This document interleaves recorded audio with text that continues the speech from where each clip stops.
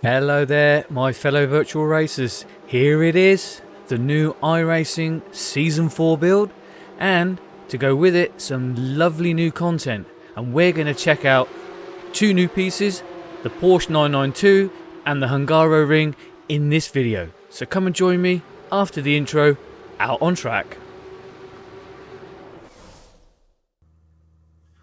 Hello there, my fellow SimRig racers. Welcome to my look at some of the new content that's been released in the new Season 4 2021 iRacing build. And specifically today we are jumping in the virtual cockpit of the new Porsche Cup car, the 992 spec. And we're going to race it around the lovely new Hungaroring circuit. Now, when iRacing announced that these two new pieces of content were coming to the service, I have to admit, I did get a little excited. I've been watching these new Porsche Super Cups, these Porsche Cup cars in the Super Cup series, because they've only just made their real world race debut earlier this year. And the racing has been really fast, really frantic, and I've been itching to try it out in virtual form. So thank you, iRacing. Whoops. What track limits? And of course, having the Hungaroring to try it out with was just the icing on the cake, because this is one of my favourite European tracks, especially when you're racing anything tin top related. I am of course racing it against the refreshed for this build AI, and they did drop a bombshell about the AI. I'll link to the official iRacing video about it, but you can now mix AI and human players together, but only in hosted sessions. So if you want to create your own race, you just set up a hosted session or race, everything as per normal, and if you want to, you can sprinkle in a selection of AI drivers to help boost the grid size in amongst the real world human players. I think it's quite a good idea, and I'm interested to go and try it out to see how it works. I know rFactor 2 had something similar, but not sure if that still exists now with the new UI and competition servers.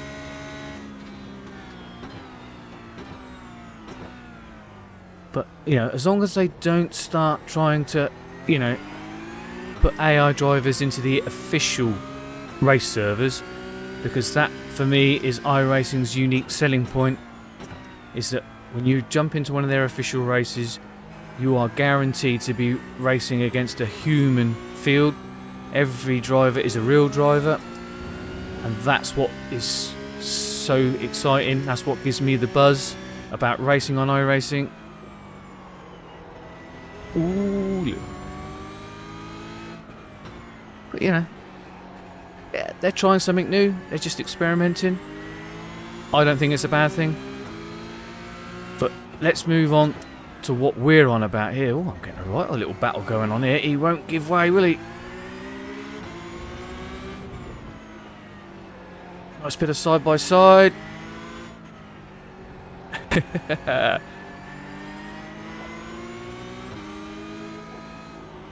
Ooh. Blocked me a bit there. Oh, he's locked up. He's locked up. As you can see, you can have good fun with the AI on iRacing. They're really taking their time about rolling it out across the whole service for all cars and tracks. But the ones that they have done, they do tend to get it right. What do we think of the new car? Come on, this is what I'm supposed to be talking about. Well, it's got a new chassis, it's bigger, it's heavier, it's got a lot more power, and as fun as the original Cup car in iRacing was to drive, ooh, she was a fickle mistress. It was so easy to lock up and go straight on, it was so easy to loop it around when it got unsettled. But this car it almost feels a bit more... Oh, hello, hello, hello, hello. Ooh, AI, they're making a mistake. It almost feels a bit more GT3-ish. You can definitely feel the wider track, and that's made the car feel more stable now. And the extra weight, it definitely feels more planted on the track. And it almost feels a little more stiffer, the chassis now. So it feels a bit more compliant, more willing to turn in. Now remember, I am using a direct drive wheel, and I am racing with the default setup, you know, so there are tweaks available. I think I would possibly move the brake bias a little more rearward to allow me to go a bit deeper. I was so excited, I just wanted to dive straight in at the first opportunity and just race.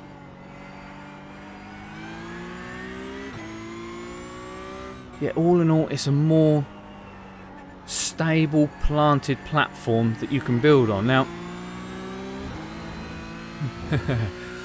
like that, when you start pushing the limits, getting it on the edge, she will lock up just as before.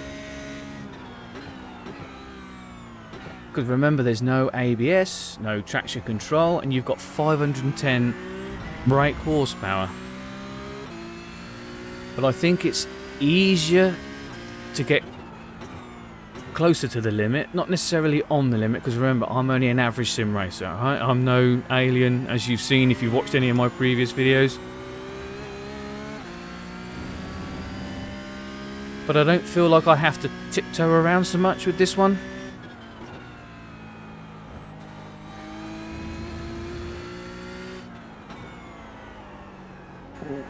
You still get that understeer if you go in too hot. So that the fundamental cup car characteristics are there, but because it's a little fatter and a little heavier, she feels a little more docile, you know. Ooh, ooh. But she'll bite as you start turning the wick up.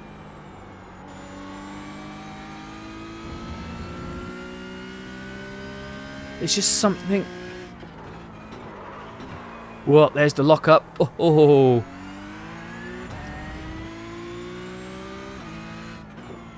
Proof, if you need it, that there is no ABS.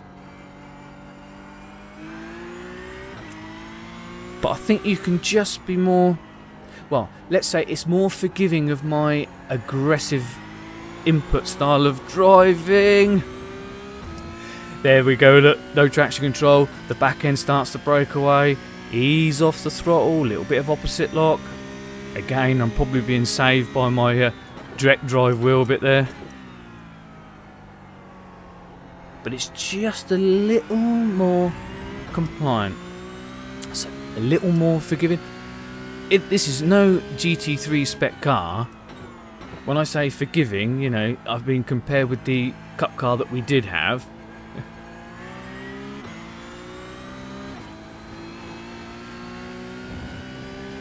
This is no GT3 car, you know, where you can just rely on the electronic aids to dig you out of just about any situation. You do have to try and be progressive. Oh no, oh no! I definitely need to ease that traction control off. ABS. Oh, brake bias.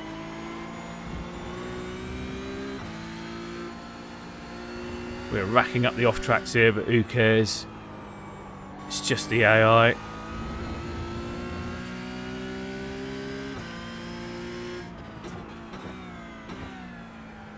But I think with a chunk of brake bias rearward, you can be a little bit braver on the brakes, go a little bit deeper, and you'll find a whole chunk of time White flag, last lap.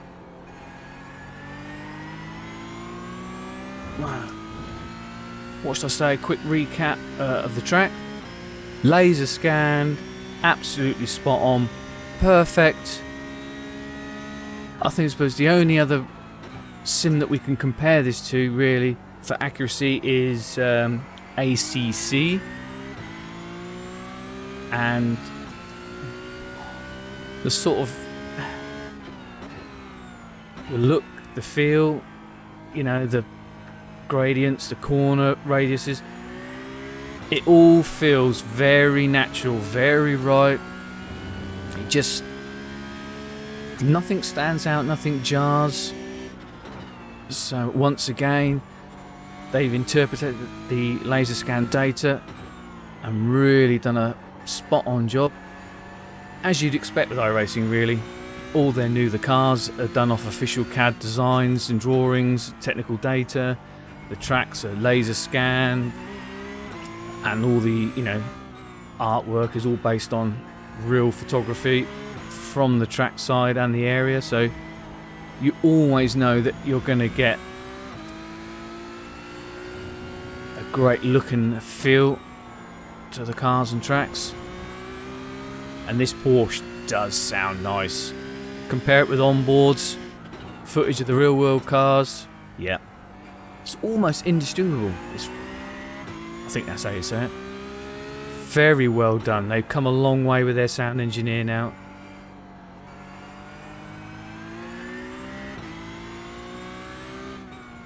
It's more dynamic. The car is more dynamic. The sound, you know, I love the look. I love that big red strip across the rear there. It just looks more aggressive, doesn't it? It just looks more exciting to drive.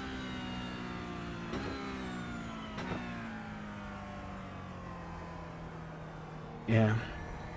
If you're on iRacing and you're looking for something new to race for Season 4, pick up this Porsche Cup car. I don't think you're going to be disappointed. Me, it was always going to be an instant buy. This car, the track. I even picked up the new Ferrari 488 GT3 Evo. So I'm going to check that out next. I might wait though and race that, and do an online race with that one, because I believe they're going to keep the Ferrari fixed GT3 Challenge series going, and I'm assuming they're going to drop the Evo car into that, so I might get stuck into a 15-minute race online and review it that way. But that's my look at the new 992 spec Porsche Cup car and Hungaroring, which were new for the 2021 iRacing Season 4 build. I love it. I think you'll love it. If you've got it, if you've tried it, let me know in the comments. Have you found it easier to drive? Nicer to drive? Is it as fun to drive as the old one? Or do you think it's lost a little bit of that, you know, scary, on the edge feeling? I prefer a car that's a little bit more comfortable and a bit more compliant, but that's because I'm not a very good sim racer. But I want to know what you think, what you feel. Let's have a little bit of a conversation about it. In fact, about anything in the new iRacing build, just let me know. Okay, as I come into the pits, that's me. I'm all done. Thanks for watching. Hope you enjoyed it. And I'll see you on track or right here on the SimRig Racer YouTube channel, because I'll be having some more content coming soon. Bye bye.